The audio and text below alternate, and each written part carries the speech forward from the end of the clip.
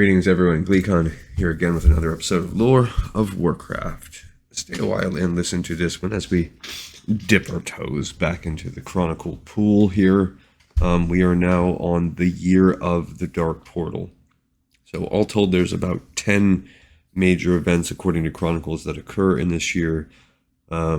We've kind of technically are in that year when we finished Rise of the Horde.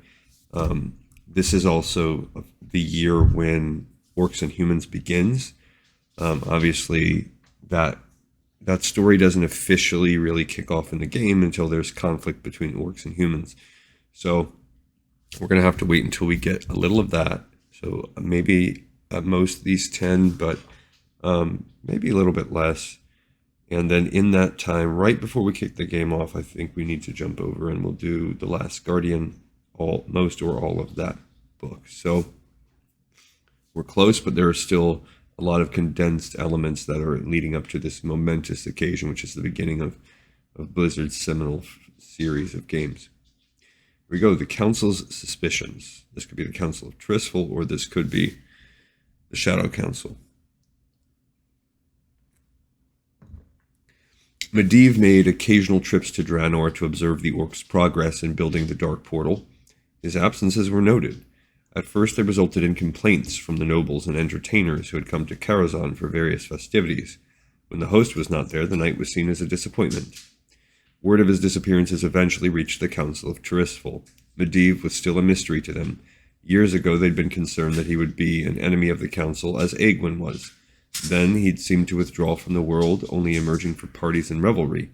An immature young man who wanted to live a life of luxury and excess was not exactly who the Council had hoped would be the Guardian, but it was far from the worst possible outcome. The Order had called on the Kirin Tor's accomplished magi to keep watch over the world in the absence of an official guardian. But if he had no true interest in the materialistic lifestyle he had cultivated, what were his real intentions? Where was the Guardian spending his time and energy? The Council was no longer content to wait and see what Medivh intended to do with his astonishing power. At the Council's behest, Kirin Tor magi covertly infiltrated Karazhan to find answers. Some disguised themselves as guests at Medivh's parties. Others sought ways to open portals directly into his libraries. Neither approach had any success. Medivh made sure that every one of their attempts failed and that the magi responsible returned home safe but disappointed.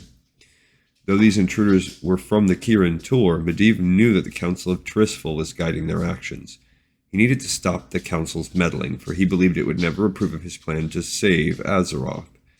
In the span of a week, 4 members of the Council of Tirisfal were found dead. There was no evidence of Medivh's involvement, no sign that arcane power had been used at all. In fact, during that week, the Guardian had made appearances at Karazhan's parties every night. It did not seem possible for him to have committed the murders. The Council's remaining members had suspicions, but they couldn't rule out the possibility that someone else was targeting them. In truth, they found it hard to imagine that Medivh could have fallen so far as to murder fellow magi. They ceased their spying on Karazhan and focused their efforts on discovering who was slaughtering them like lambs. Medivh was free to act once again. Who is slaughtering them like lambs? So I feel like this is a little bit of a teaser. All that's really this section is telling us is that there's the Council of Tirisfal and Kirin Tor. They are starting to worry about Medivh. And Medivh is perhaps now a murderer? I don't know.